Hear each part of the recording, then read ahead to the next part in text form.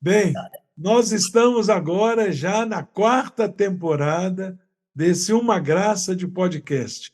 E hoje nós temos esse ilustre casal, queridíssimos, Faizé e Jahangir, amigos queridos que saíram lá de longínquas terras do Irã para vir trazer Bahá'u'lláh, trazer os ensinamentos da fé Bahá'í para nós. E hoje nós vamos explorar essa experiência deles, né? Lembrando sempre os nossos queridos convidados que nos assistem, gente de bom gosto, viu, Faizé? Viu, Jahangir? Isso é gente que nos assiste, é gente de bom gosto. Com E certeza. aqueles que ainda não se inscreveram, que se inscrevam no canal, compartilhe, dê o joinha, toca lá no sininho para receber as notificações e novidades, né? Bem, então, só lembrando aqueles que estão nos visitando pela primeira vez, lembrando que esse é o objetivo desse Uma Graça de Podcast, é lembrar experiências, histórias, acontecimentos pessoais e coletivos dos nossos convidados. Lembrando que hoje nós não vamos entrevistar esse querido casal, nós vamos bater papo com eles e eles vão contar as suas experiências, as vivências no campo do ensino e do pioneirismo, né? Gente de muita coragem vocês são, porque língua diferente, cultura diferente, costume, tudo diferente, e mesmo assim vocês vieram para o Brasil, que devia ser assim, tipo, vocês estão indo para a selva, né? E Exato, então, e exato. trazer a fé Bahá'í para nós. Então, como nós também temos o costume, nós não apresentamos os nossos queridos convidados. Eles que se apresentam. Então, com a palavra, vocês agora sintam-se à vontade para dizer quem é vocês da maneira que desejar. Muito obrigada. E muito obrigado por ter aceito o nosso convite. Imagina, uma alegria enorme, enorme para a gente poder merecer estar no seu podcast, realmente. Agradecemos demais essa oportunidade. Nós somos muito falantes, então você pode cortar a hora que achar, principalmente eu. E nós não somos ninguém para se apresentar, sabe? Somos servos de Baha. É isso que a gente tenta ser, né? Acho que estamos aqui na Terra para isso. A maior alegria nossa é poder servir Bahá'u'lláh. Então, servindo que a gente vai aprender como conviver com as pessoas, que relacionamento não é coisa fácil e a gente tem que buscar sempre esse relacionamento melhorar. E toda vez que o Bahá'u'lláh adoeça, nós temos que pensar assim, o que eu posso melhorar? Não que o problema não está lá, está aqui. Então, a gente sempre tem que estar realmente pensando sobre como eu posso melhorar para poder servir melhor, né? É isso, acho que meu nome é Faizé, já me chamaram Franza, Francê, Prazer, Paris, me chamaram de tudo já.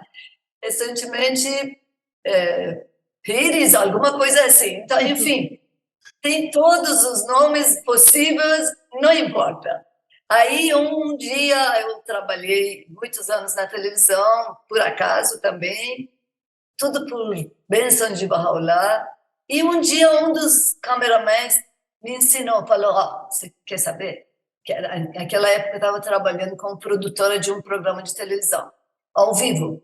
E aí ele falou, muita gente vem e vai e quer saber seu nome, todo mundo vem perguntando da gente, como é que fala o nome dela?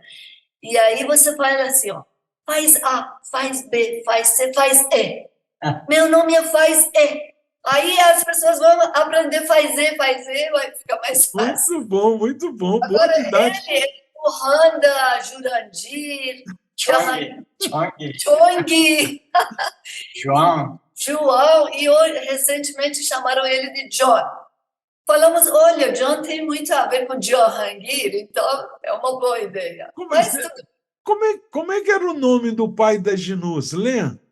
O pai da Jinus, Sr. Bardar, nos tratou lá. Isso, esse aí não tinha possibilidade da gente aprender. Aí o que ele fez? começou a chamar ele a si mesmo de Afonso.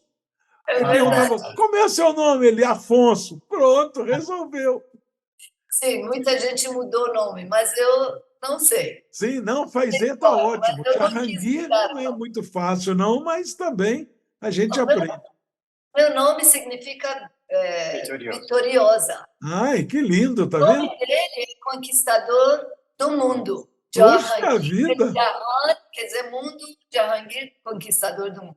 Então, Aí eu sempre falei, ó, o nome dele é Conquistador do Mundo. Ele me conquistou. Raimundo tá muito bem, Ele sou eu. muito bem. E a vitoriosa foi você, né? Curiosa fui eu, de escolhido. Muito bem, muito bem. Mas fala um pouquinho depois, antes de passar a palavra para o Jahangir, fala um pouquinho da sua infância no Irã. Como é que era? Devia ser assim, não devia ser muito fácil. Você nasceu em família Bahá'í, né, Faizê? Mais ou menos. Então, eu vou contar, talvez, porque muita gente tem histórias de famílias que antepassado deles reconheceram Abdul Bahá, participaram de... Nosso não, nosso foi uma vida mais assim, simples e tudo. E meu pai, então vou contar isso, acho, que ele morava numa das aldeias lá em Ramadã. E ali o pai dele, que meu avô, era, digamos, prefeito daquela aldeia, muito poderoso. Mas um dia levaram ao ouvido dele que tinha alguém que está entrando toda vez na nossa aldeia e não é muçulmano. E ele vem falar sobre uma religião nova.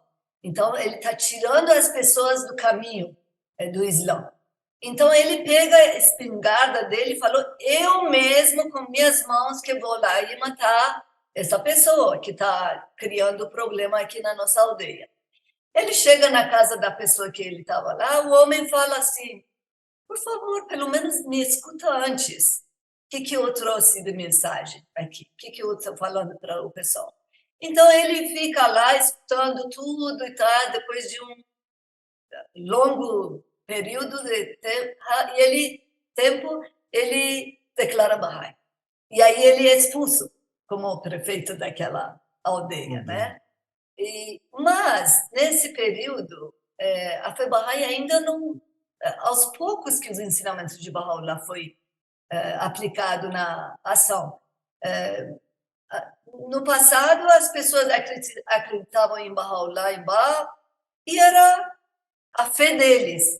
Ainda eles estavam assim praticando coisas do Islã, né? Então, meu avô, aí minha avó, que eu nunca conheci, ela faleceu muito cedo, meu avô casou de novo, meu pai tinha 14 anos que fugiu porque madrasta não estava tratando bem, nananana, mas essa madrasta eu conheci depois, ela foi um anjo realmente na nossa vida, uma pessoa simples e cuidou todos os filhos do marido e incentivou que eles mantessem Bahá'í. Uhum. Então, essa é a minha história, assim.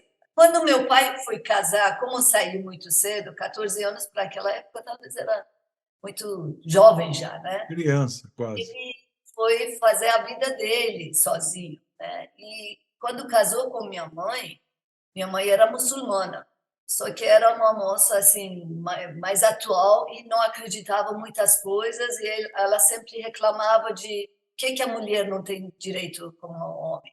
Então eles casaram. Então a cunhada da minha mãe, que era Bahá'í, estava muito ligada a ela, amigas e tal, foi ensinando a fé, até que ela não conseguia desprender, mas também acreditava em tudo, até que ela teve um sonho. Aí, no sonho, ele sonhou um senhor tudo branco, com turbantes, e estava trazendo um presente, um vaso de prata, e falou: eu trouxe esse para você. E aí, quando ela acordou muito assim, agitada e muito espiritual, ela não sabia quem era aquele homem e correu ao meu avô e aí falou assim, eu tive um sonho que era, meu coração tá lá, não queria acordar, tá muito lindo tudo. Era um homem. Ele perguntou como que era. Aí quando ela contou, ele foi, abriu um baú escondido, porque ainda essa época não era muito fácil viver vida Bahá'í, Abdul Bahá'í em todos os cantos. Ele tirou do baú foto de Abdul Bahá, falou, foi esse. Quando ela bateu o olho, falou, era esse mesmo. E ela declarou esse momento. Que lindo. Então, nessa época, eu tinha 5 anos. Eu sou filha única, desculpe a emoção, Ah, tudo bem. mas Abdul Bahá entrou na nossa vida. Então, foi assim. Só que, assim, persas, hoje estamos mudando muito, mas ainda machismo, o homem cabeça, ele fala cabeça é homem, mas pescoço é mulher, mas na época cabeça, pescoço, tudo era homem. Então, para proteção da família, os homens cuidavam para as mulheres não fazerem nada, não sair de casa, não falar com ninguém. Era ainda costumes muçulmanos, né? Sim. Então, eu passei minha infância nesse jeito assim. Esse regime. Esse regime. Só que como era filha única, então meus pais achavam assim que vão dar uma vida de conforto para mim. Por exemplo, eu era uma criança, uma menina que andava de bicicleta na rua. Isso hoje em dia não significa nada, mas para aquela época, tem uma moça na rua, nossa rua, que anda de bicicleta, não. Era desse jeito. Que coisa, né? Muito bem. E Jahangir? Fala você. Na verdade, meu pai era Bahá'í, não? Eu nasci numa família Bahá'í. Meu pai era Bahá'í e minha mãe era judeu quando casaram. Depois minha mãe se tornou Bahá'í. A família de meu pai era 5 irmãos, que os 3, inclusive meu pai Bahá'í, os 2 ficaram judeus. Até o fim da vida deles ficaram judeus. Na verdade, lá no Irã, eu não tinha participado em muitas reuniões, só festa de 19 dias. E quando cheguei no Brasil, que já peguei uma para conhecer, lá conhecia Baha'u'lláh, Abdul Bahá, mas não conhecia muita coisa. Cheguei aqui, por causa que a gente teve que ensinar, fazer ensino, aí comecei a reconhecer todas as proeminentes da fé Bahá'í. Tá Aí vendo? teve que aprender para ensinar. Exato. Mas como é que foi esse momento assim que vocês vieram jovens para cá, né? Vocês já vieram casados? Sim, Sim. a gente... Sim, quer Sim, falar? a gente veio casar, a gente tinha 2 anos casado no Irã, tinha 4 anos. Aí viemos aqui com 2 filhas pequenas, 2 anos e uma 2 meses. Viagem muito longe de Teherã para cá, é muito longe também. Quando que viemos da Inglaterra, ficamos 3 dias em Inglaterra e chegamos lá, no fim tinha greve dos pilotos.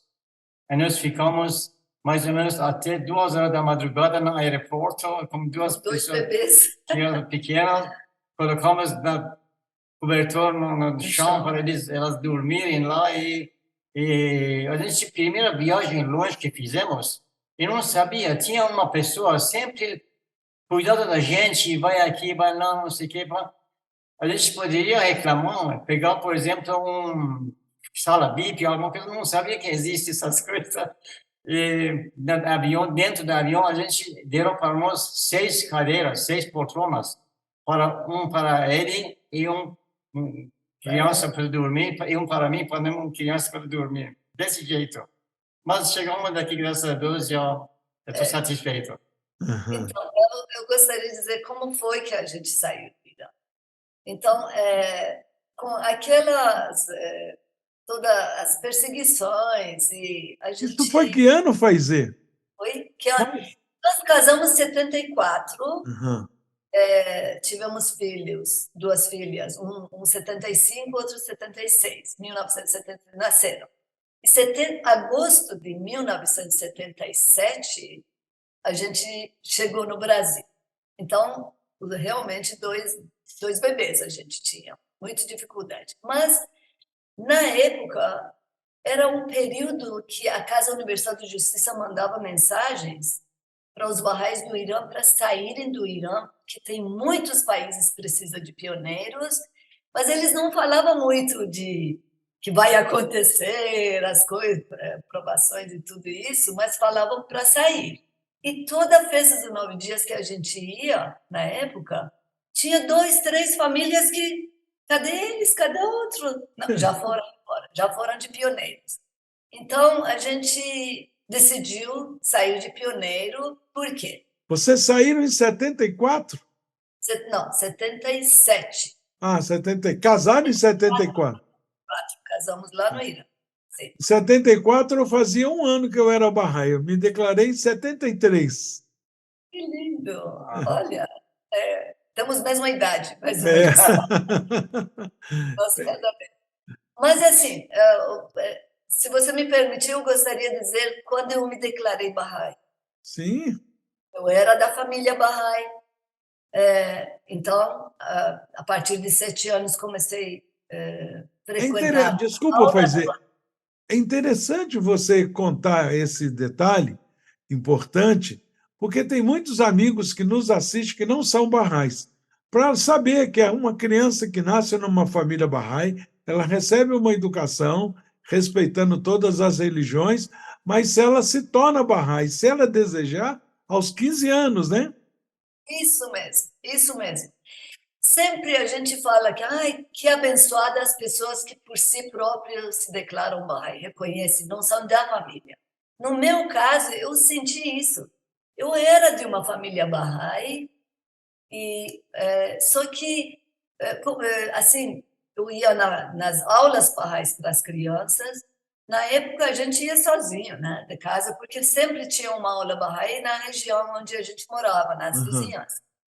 Então, lá no Irã, sexta-feira é o domingo daqui, né? Então, sexta-feira cedo, tipo 7h30 da manhã, as ruas estavam repletas de crianças limpas, roupas limpas, arrumadas, com um caderno livro de aula para criança na mão, indo para a aula de criança. Sempre era na casa de um Bahá'í e um grupo de 15 crianças, por exemplo, naquela aula.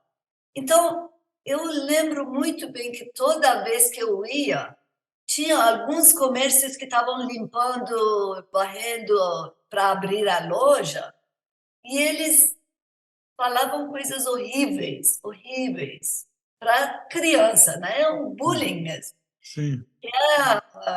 O Bahá'í, mal Bahá'í, você não sei o que. Nem posso dizer o que eles falavam, porque para uma criança ouvir aquelas coisas era terrível.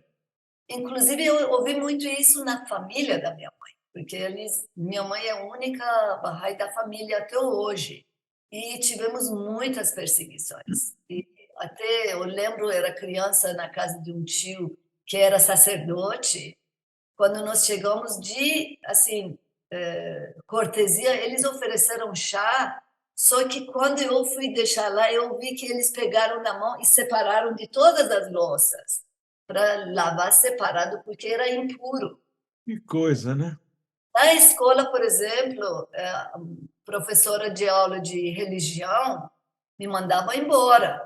E era uma pessoa assim, uma menina bem tímida, tal, quieta, tal, mas era corajosa.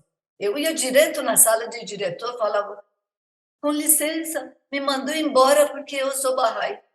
Não está deixando eu ficar nessa. Aí a diretora ficava assim, com honra, que uma criança tem coragem de vir aqui e ainda fala que eu sou Bahá'í, né?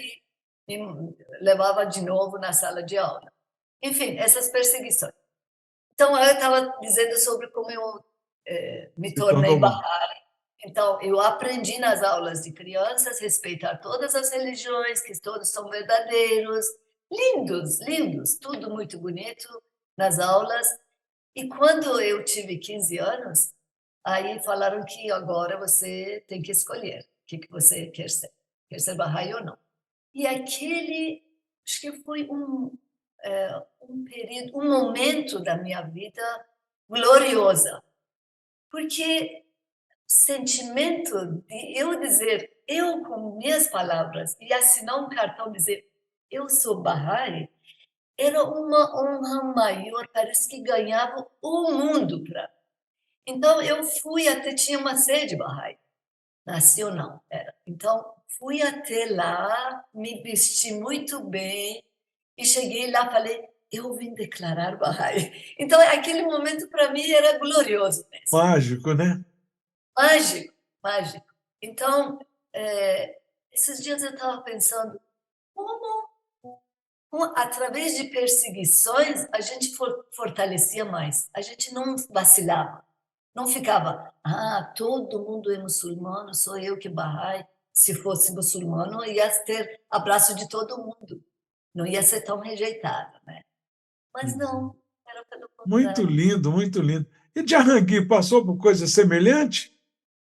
Pouca coisa, me lembro, por exemplo, quando eu era criança, indo para a escola, uma vez estava saindo para vir para casa e uma pessoa muçulmana tirou faca, até aquele faca pequeno, não falou, você não pode ser Bahá'í, não sei o que, mal Bahá'í, e tirou faca assim, não, porque eu não queria fazer mal, mas só mostrou Ameaçou. faca. Eu separei e fui para o outro lado da rua. E outra coisa que eu me lembro era 7º ano de a escola, e eu tinha um professor que ensinava Alcorão e os, como chama, os Shariot. As leis. Alcorão As e leis. outras coisas da fé. E ele sabia que eu sou Bahá'í. Primeiro dia que chegou, falou, quem é tal, eu sou Bahá'í, sentei. Mas eu sabia muito bem Alcorão e outras leis de Alcorão, essas coisas. E quando que eu passei exame, eu não passei, porque ele me recusou. Ele não queria que eu passasse. Aí, quando que só a única matéria era Alcorão que eu não passei, mas era 2 meses depois, tinha que fazer de novo exame, não? Uhum. Para poder entrar no outro 8º ano. E foi naquele dia que marcaram para mim para fazer exame. Fiquei 11 horas da manhã que estava lá e ele não veio. Deu 11h30, ele não veio. Ele não veio de propósito. Aí o vice-diretor passou lá e falou, por que você está aqui? Falei, tem que fazer exame de Alcorão, essas coisas. O professor não veio. Falei, vem cá. Me levou na escritório lá, pegou o livro de mim, fez 4, 5 perguntas, eu respondi. Falei, tá bom, você passou já. Aí, quando que foi o 8º ano, sentei lá, ele veio de novo, não? Foi professor de 8º ano também. Aí olhou e falou, quem que fez exame você? Falei que vice-diretor. Tá bom, senta. E não falou mais nada. Sabia que ele apoia o meu e ele mesmo, vice-diretor. Aí não falou mais nada. Para nós, esses episódios assim que vocês estão contando, para nós que não tem, quer dizer, a intolerância religiosa no Brasil é muito velada, né? É muito discreta. Não é uma coisa tão absurda assim, né? De uma perseguição, de tirar a criança da sala. Você não pode ficar aqui porque você não é católico, você não é evangélico, você é um bandista, então você tem que sair. Não é tão assim, né? Então, a gente ouvindo essas histórias, a gente realmente, os jovens de todas as idades, aqueles que têm vontade de sair de pioneiro, fica imaginando, né? Fica ouvindo essas histórias de vocês e vendo como é que é forjado, né? Como é que é construído um pioneiro, né? Exatamente, exatamente. E o desejo ardente de falar de Bahá'u'lláh para todo mundo. Então, eu lembro que meu foco sempre foi essa, de falar de Baha'u'lláh para todo mundo. Como no Irã era muito difícil isso acontecer, assim, publicamente, de jeito nenhum, mas pessoa para pessoa, então, preconceito era muito grande, fanatismo, na verdade, era muito grande. E eu sempre tinha esse desejo. Queria escutava história dos pioneiros que saíram do Irã e estão fazendo isso, mas aquilo, e eu achava, meu Deus, era um sonho. Como é que poderia ser algum lugar que você falasse assim sobre a fé Bahá'í e alguém escutar e dizer quem é Baha'u'lláh? Como é o ensinamento da fé Bahá'í? Lá era difícil até fazerem essas perguntas. Acontecia, mas não na frequência, né? Então, por isso, quando houve essa chamada de Casa de Justiça, a gente falou, vamos no Comitê Nacional de Pioneirismo. Como falei agora, a gente era jovenzinho, né? Eu tinha, na época, quando chegamos no Brasil, eu tinha 25 e ele 32. A gente tem 8 anos de diferença. 30 e... Era 24, acho. 24. Então, 8 anos de diferença. Aí a gente ainda estava formando a vida material também, né? Com 2 crianças, acabamos de casar aí. Meu desejo era para falar, ir sair nas aldeias. Eu queria, isso era para mim muito interessante, ir nas aldeias. Quando ouvimos do Brasil, através de um irmão e os familiares que tinham passado para o Brasil por pouco tempo, mas meu Deus, se a gente for para o Brasil e ir nas aldeias indígenas, falar com eles sobre Baha'u'lláh, isso era um sonho enorme. Então, quando chegamos no comitê, a pessoa que nos atendeu nos entregou um livro sobre pioneirismo e falou, muito bem, vocês vão para a Arábia Saudita, porque só que lá vocês só vão permanecer como uma família Bahá'í, sem tocar no assunto.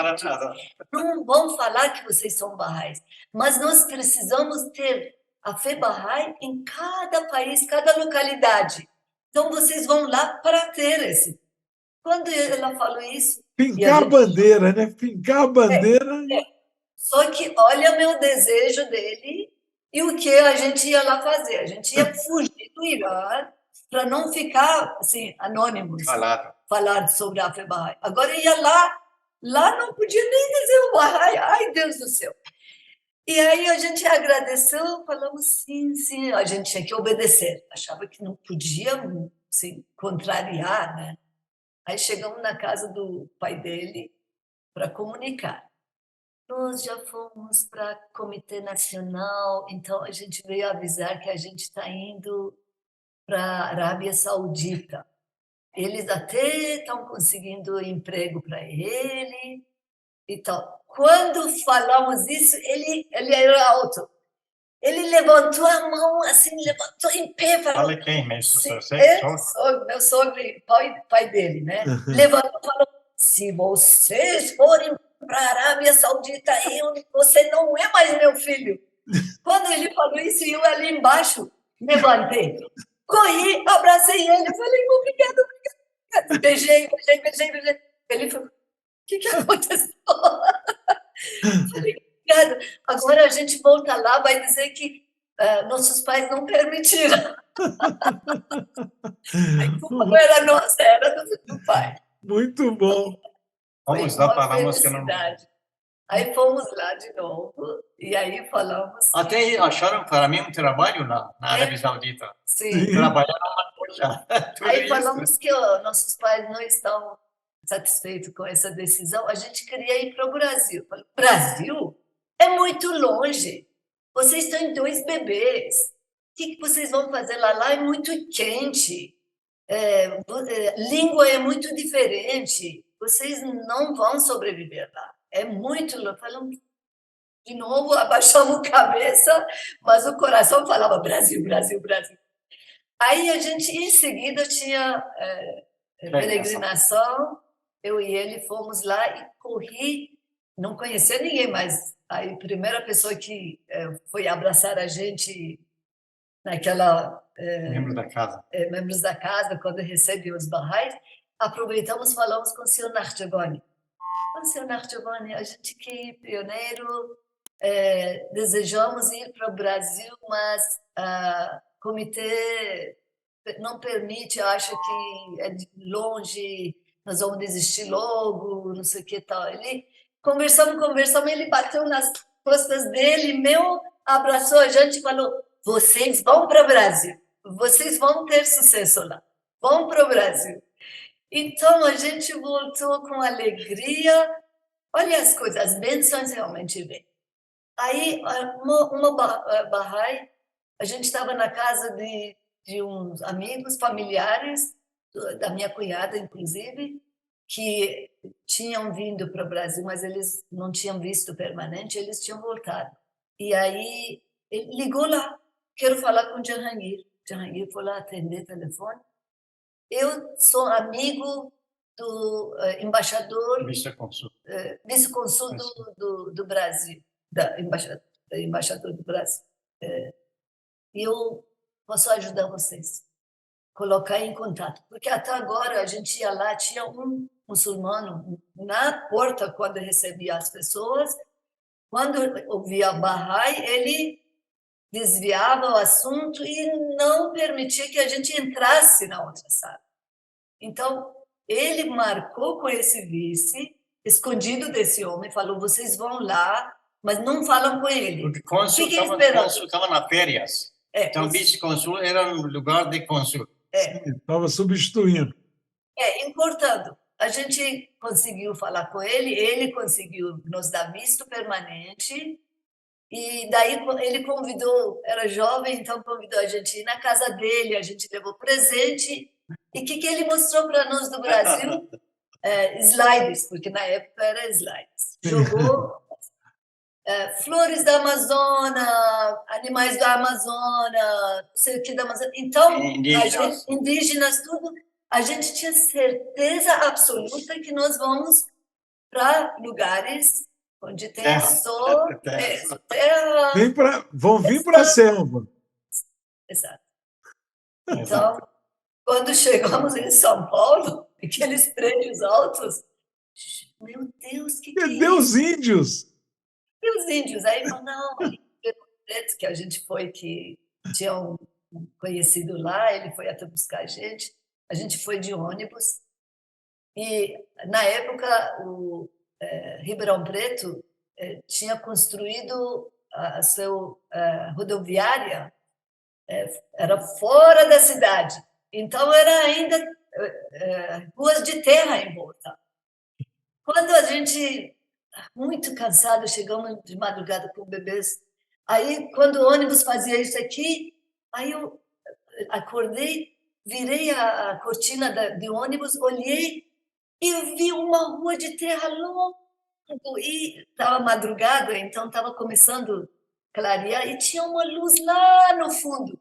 Aí acordei e falei: aqui tem luz também, no meio da selva, né, Charles? Ai, meu Deus. Aí, quando chegamos, vimos que outra realidade, totalmente diferente e tal. Enfim, essa foi a nossa entrada, que marcou muito. Muito interessante.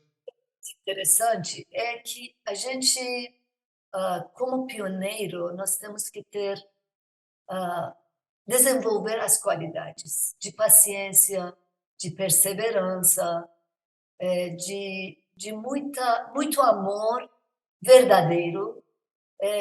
Não fica muito pensando: aqui é mais desenvolvido, aqui não sei o quê, porque tudo Bahá'u'lláh realmente coloca no nosso caminho para a gente aprender. Bênçãos disfarçadas vêm. Claro que hoje a gente aprende que quando você sai de pioneiro, vai onde você tem condição de sobreviver materialmente também. Isso é importante. Só que nosso plano era Bahá'u'lláh em primeiro lugar. O resto, a gente falava: nós vamos conseguir, nós vamos dar um jeito. Então, era um amor incondicional, como um apaixonado realmente que quer chegar a seu amado, não importa como. É verdade. Então, isso era nosso. Então, só que tinha um ego também, sempre tem os nossos egos, né? A gente, quando chegou em Ribeirão Preto, já tinha uma assembleia. E eu falava para ele, não vale, a gente veio tão longe, para ir onde já tem uma assembleia, já tem uma comunidade, o que nós vamos fazer? Temos que ir a algum lugar que não tem comunidade, não tem bairro, e a gente vai ajudar a formar. Daí a gente, na época, tinha até um dinheirinho que a gente trouxe, compramos uma casa nova, compramos carro novo, que estavam dando desconto para recém-chegado, quem tinha documentos, então, 20%, não sei o quê, quando tira. Então, a gente tinha uma basezinha de vida material, só que tinha que trabalhar. Mas a língua, pelo amor de Deus, o vice-cônsul tinha ensinado para a gente contar 1 a 10 e 3 palavras. Desculpe, bom dia, oi, né? Oi, bom dia, desculpe, e era outra palavra, terceira. Deve ser obrigado. Obrigada, exatamente. E aí, mas com isso a gente não vai sobreviver aqui. Mas né? olha, vocês aprenderam muito. A família Granfá, quando chegou ao Brasil, eles foram para Recife. E eu e Gabriel morávamos lá como instrutor e tal. E aí o Comitê Nacional de Ensino pediu que a gente ensinasse um pouco de português para eles.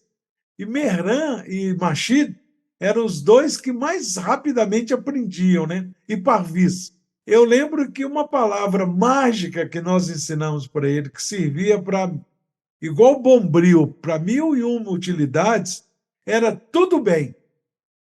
Que Eu falei, maravilha. Meran, você está no supermercado, alguém esbarrou em você, não importa o que a pessoa faz, você responde, tudo bem. Se alguém te pergunta alguma coisa que aquilo é bom, aquilo é ruim, você fala, tudo bem. Então, tudo bem servia para muitas coisas, eles aprenderam uma palavra. Muito bom. Falando do Merran, aquela pessoa que ligou para ele dizer que eu conheço o vice-cônsul era o Merran. E a gente não conhecia ele no Irã. Interessante, hein? Foi essa ligação que falou com ele. Sim. Mas então, aí vocês estão em Ribeirão Preto, 3 anos. Daí ficaram fomos 3 anos. 3 anos. Aí a gente, daí veio meus pais vieram para fazer a gente desistir e voltar para o Irã. Por quê? Eu era a única filha e a gente tinha 2 filhos, então eram únicos netos deles e eles queriam convivência com os Sim. netos. Então, aí quando chegaram, viram que a gente não tem como desistir, eles vieram para cá. Aí o irmão dele, que também tinha voltado para ali, ele também voltaram. Então, a gente ficamos 3 famílias aí persas e abrimos um restaurante persa. Por quê? Não falava nada em português. Ele começou a fazer um trabalho num lugar, veio, desistiu, chorou, falou: vamos para os Estados Unidos, não, meu irmão está lá. E a gente. Essa era a ideia de todo persa ir para os Estados Unidos, porque conforto, trabalho, língua, tudo isso facilitava, né? Uhum. Daí eu falei, meu marido, eu não saio daqui. Mas está difícil aqui. Falei, nós vamos aprender. E Então, isso que você começou a falar, acho que é muito importante você mencionar um pouco mais essa questão das características e das qualidades que os pioneiros deveriam desenvolver. Esse amor ao povo, amor ao lugar, essas características que realmente vão fazer com que o pioneiro sobreviva naquele lugar, né, Faize? Jahangir? Se a gente apontar os defeitos, a gente vai fazer uma lista em 2 minutos, né? Tudo. Aí você se apega naquelas coisas negativas e você desiste rápido, fácil, muito fácil. Destruição é muito fácil. Agora, se você aproveitar tudo isso e refletir na sua vida, olhar o lado positivo da nação, do país, a beleza natural, o povo sorridente, amorosa. Se você olhar lado positivo, você se apega aos poucos. Você se sente parte. Agora, se olhar negativo, é claro, muita gente desistiu imediatamente. O que é mais importante é paciência. Paciência é muito importante. Nas provações, né? Porque provações vêm. Só que todos são bênçãos disfarçadas. Isso. Nós que crescemos. Isso que é importante a gente perceber. Nós crescemos com tudo isso. Nessa, eu lembro sempre daquela palavra oculta, quando o Bahá'u'lláh fala sobre essa questão de bênçãos disfarçadas, que exteriormente é fogo e vingança, interiormente é luz e misericórdia. Realmente, através do sofrimento, através das dificuldades, a gente realmente desperta em nós qualidades que a gente desconhecia, né? Exatamente. O único caminho de crescimento é o sofrimento, né? E aí vocês ficaram em Ribeirão Preto. E quando é que vocês foram para Londrina? Porque eu conheci vocês em Londrina. Sim. Tudo tem história. Nossa história é longa. Vamos encurtando. Então, esse restaurante não deu certo, fechamos. Tudo foi através dessas provações. Então, isso, e restaurante em Ribeirão Preto. Em Ribeirão Preto. Porque quando a gente começou, foi bem na época que o regime no Irã mudou, porque a gente saiu antes do regime mudar, né? Nós não saímos fugindo do Irã, nós saímos como pioneiro mesmo. Sim. Então, quando a gente abriu o restaurante, esses acontecimentos... Só para contextualizar, vocês saíram em 76, a Revolução Islâmica foi em 79. Exatamente. Não tinha nada, naquela época não tinha nada no Irã. Sim, quando a gente saiu. Reinado Shah do Irã. Estava em paz, entre aspas, né? Mais ou menos. Mas, enfim, isso que estou dizendo, que como é que você sai de pioneiro? Sempre tem alguma provação, algumas, né? Muitas, talvez, né? Alguma coisa que empurra você para uma outra coisa. A última vez que a gente veio para cá, depois eu vou contar, foi a história de Leili Majnun, que trouxe a gente novamente para um novo local de pioneirismo.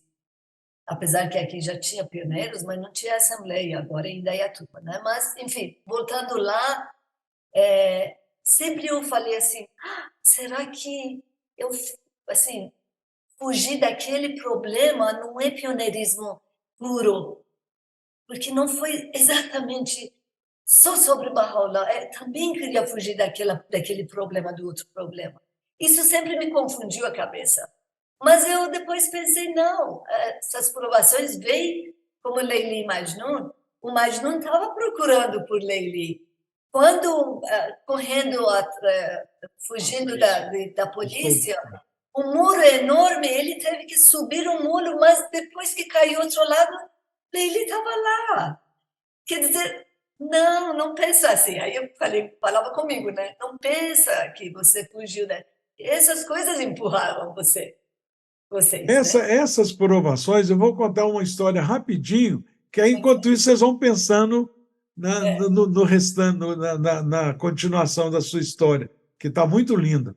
Era um monge budista com um seminarista, com um estudante que estava se formando. E o teste deles era fazer uma viagem de 3 anos por vários lugares e eles não podiam levar nada.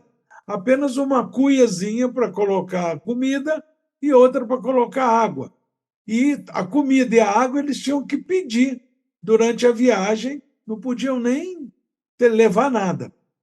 Até que já no final dos 3 anos, já quase chegando ao mosteiro, eles passam por um casebre e eles estavam com muita fome, muita sede. Aí eles falam, vamos pedir água e comida aqui nessa casinha, porque alguma coisa eles devem ter. E era uma família muito pobrezinha, e eles falaram, olha, nós aqui só temos uma vaca, e é através dessa vaquinha que a gente toma o leite, faz o queijo, e é basicamente isso que a gente come. A gente pode dar um pouco de queijo para vocês, um pouco de leite. Não, está ótimo. Eles comeram ali e conversaram um pouco e seguiram viagem. Quando eles estavam já lá na frente, uma vaquinha na beira de um abismo. Aí o monge falou: olha, o seu último teste, antes da gente chegar no mosteiro, é um teste de obediência. Ele falou: tudo bem, o que eu tenho que fazer? O monge falou: vai lá e empurra aquela vaca no abismo. O jovem falou: meu Deus, mas como eu vou fazer? Você é a vaquinha lá daquela família pobrezinha que contou que não tem nada. Ele falou: mas é um teste de obediência. Se você obedece, você vai se tornar um grande monge. Se não, vai e empurra a vaquinha. O menino foi lá, o rapaz empurrou a vaca caiu pirambeira abaixo e, naturalmente, morreu. O rapaz ficou desolado, ficou muito triste, seguiu o caminho até chegar no mosteiro, e lá ele se lamentou, mas cumpriu, foi obediente. 5 anos depois, ele já era um monge e ele ia fazer o mesmo teste com outro jovem. Ele agora era um monge. Então, ele percorreu pelo mesmo caminho, só de curiosidade para saber que fim levou aquela família, como é que eles morreram. Eles morreram de fome? Como é que aconteceu? A curiosidade era para saber como morreram. Só que quando ele chega naquele local, tinha uma mansão, uma fazenda com plantações, com gado, com galinha, com porco. Enfim, era uma fazenda riquíssima. E ele foi e falou: vamos pedir comida aqui nessa casa, porque há muitos anos atrás eu tive aqui e no lugar dessa mansão era um casebre. E bateram na porta, abriu um senhor, já cabelinho branco, e falou: eu conheço você. Falou com o jovem. O jovem falou: o senhor não é aquele que morava numa casinha? Falou: exatamente. Abraçou o rapaz, convidou para entrar.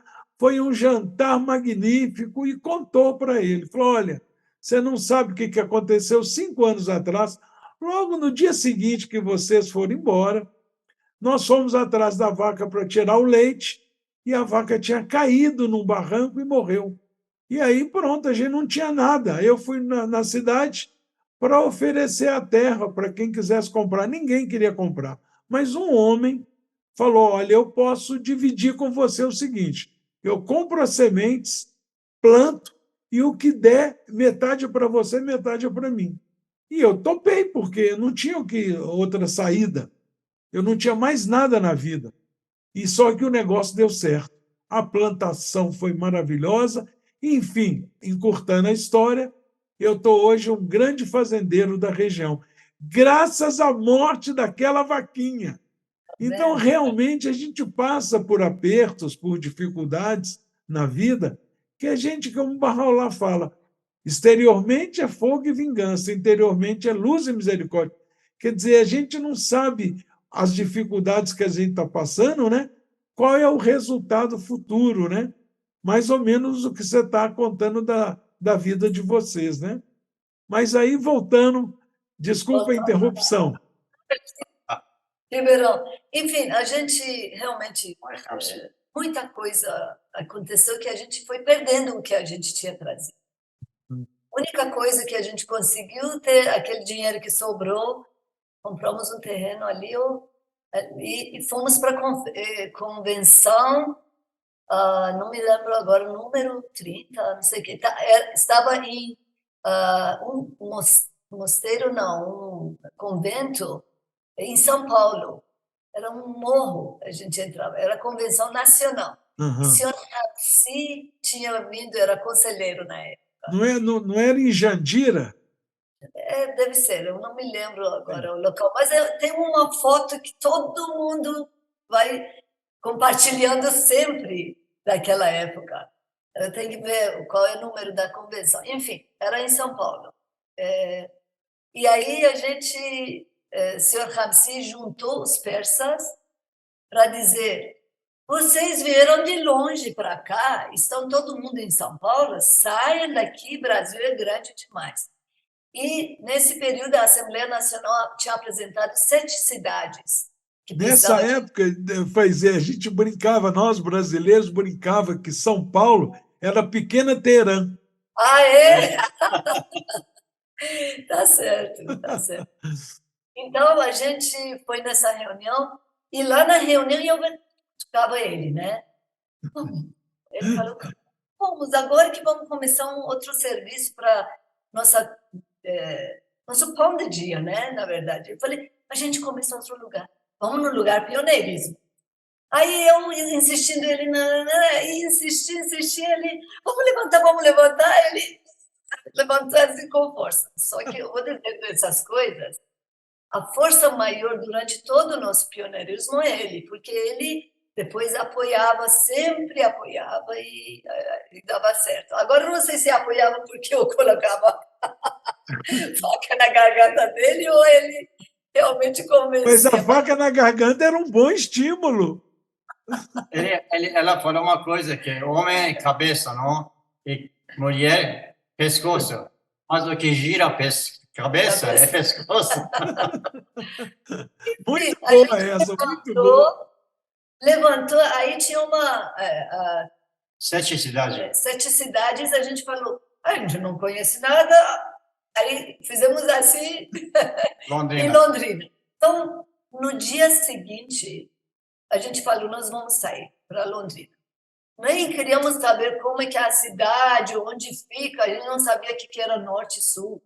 Enfim, no outro dia, quando voltamos, deixamos as crianças com meus pais, a situação financeira estava péssima, mas saímos de ônibus indo para Londrina. Quando estava chegando em Londrina, eu vi casas de madeira. Casas de madeira. Na época tinha muito. Em Ribeirão Preto não tinha casa de madeira, mas Ribeirão não tinha. Londrina estava cheio. Comecei a chorar.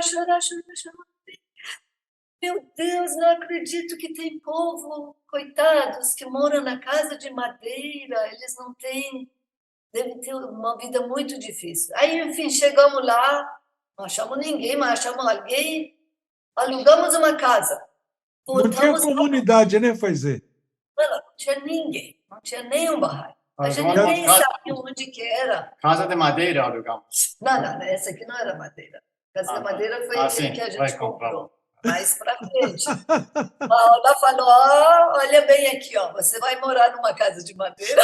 Ai, meu Deus. E aí a gente voltou, fizemos tudo em uma semana.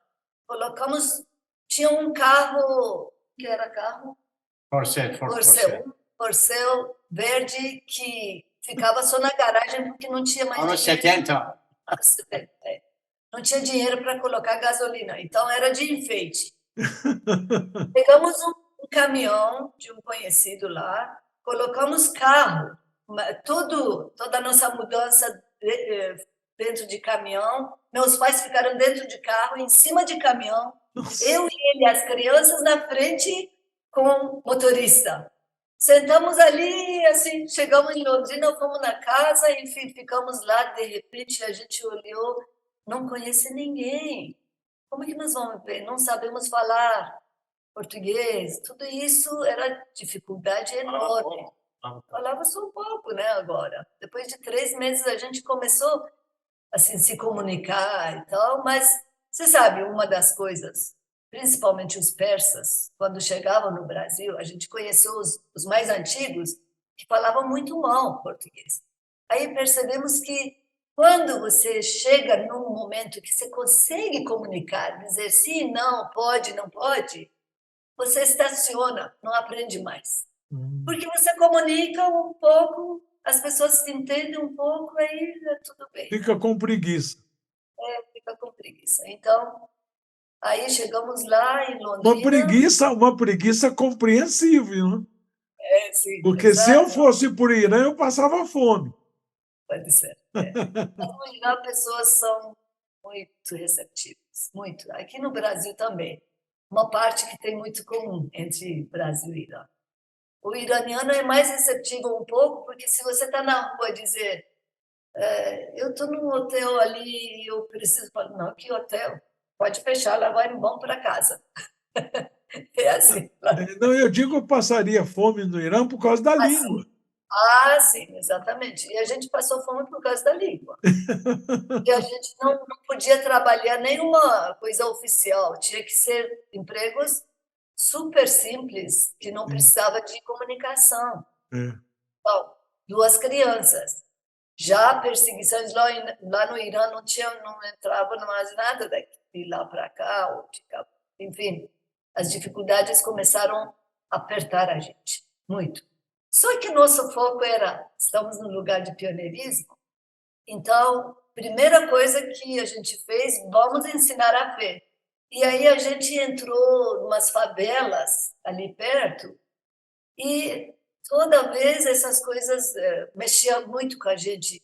As pessoas moravam de favor, coisas muito simples demais. A terra deles tinha cama, mas a cama estava em cima da terra, não é nem plano. O quarto era assim. Mas eles tinham caixa de som enorme na casa dele, eles não tinham o que comer. As panelas brilhavam de limpo. Então, tudo isso chamava a atenção da gente. Não tem sapato, mas a criança está com uma maçã desse tamanho, mordendo, né? Comendo. E a casa daquele jeito. Essas coisas. Então, em um ano, a gente elegeu a Assembleia Local. Quer dizer, já várias pessoas. Ah, deixa eu te contar uma outra coisa. O irmão dele já morava em Ribeirão Preto.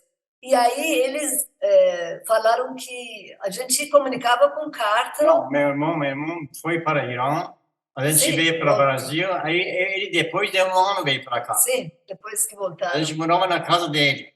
Uhum. Não, alguns meses a gente ficou na casa deles até comprar a nossa casa. Depois moramos. Então, lá em Ribeirão, isso.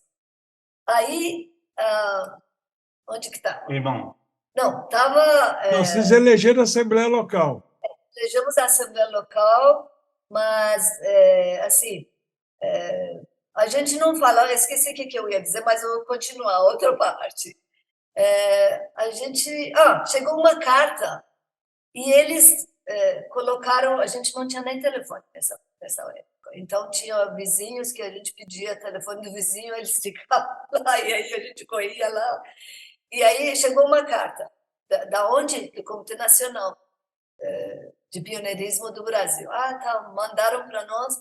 Aí, quando abrimos, vimos que está escrito, está colocado o nome das 7 cidades. Eu fechei e falei, não vou ler, não vou ler. Eles devem ter escrito aqui, não podia ir em Londrina, né? Ai, meu Deus, mas lá eles apresentaram, agora mandaram carta. O que era a carta? Muito prazer que vocês levantaram para ser pioneiros. São essas cidades que a Assembleia Nacional deseja que vocês escolhem qualquer um para sair. Falei, ai, graças a Deus. 1 mês a gente já está, 2 meses, a gente já estava morando em Londrina, que chegou a carta do comitê dizendo: quando vocês querem escolher alguma coisa, a gente já estava morando lá, já estava ensinando a fé. E Londrina era uma das metas, né? Sim, sim, exatamente, era uma das metas. No plano, 7 anos, acho que era. A Assembleia não sabia que nós viemos. Eles não sabiam que a gente estava morando aí. Daí eu ia lá, qualquer lugar eu ia falar sobre a fé, fui na prefeitura, secretária do prefeito, uma senhora muito querida, ela falou: você é Bahá'í, tem um grupo Bahá'í que está aqui, eles estão na minha casa. Eu falei, como assim? Falou, são jovens de Curitiba, eles vieram aqui ensinar a fé Bahá'í, e olha que eles nem sabiam, né, que a gente estava morando lá. O senhor Taherzadeh incentivava muito as pessoas a irem para Londrina ensinar, porque era a segunda cidade mais importante do Paraná. Então, tinha em Curitiba a Fé Bahá'í e tinha, desculpa, saiu alguma coisa aqui na tela, Curitiba e nada mais, nenhuma comunidade no Paraná inteiro. Então, o senhor Taherzadeh incentivava os jovens, vamos lá em Londrina, porque ele tinha vindo uma vez, ensinou. Algumas pessoas tinham declarado Bahá'í, eram pessoas de muita posição e tal, eles tinham formado uma assembleia local e a Assembleia Nacional tinha desmanchado essa assembleia porque eram grupos políticos que estavam querendo posição, não sei o quê, não sei o quê. Isso a gente não sabia. A gente não sabia. Sabia disso. Isso a gente percebeu no segundo dia que a gente estava em Londrina. Ele foi na cidade conhecer centro e viu uma lojinha desse tamanho árabe e o homem falou, eu era Bahá'í também. Não, é só Bahá'í. Sou Bahá'í. Sou tesoureiro. Como fui tesoureiro, porque não tinha mais. Né? Daí ele voltou decepcionado para casa, que já tem uma comunidade. Aí escrevemos para a Assembleia Nacional, falaram, não entre em contato com nenhum deles, porque são... Enfim, houve alguma coisa que desmancharam. Tudo bem.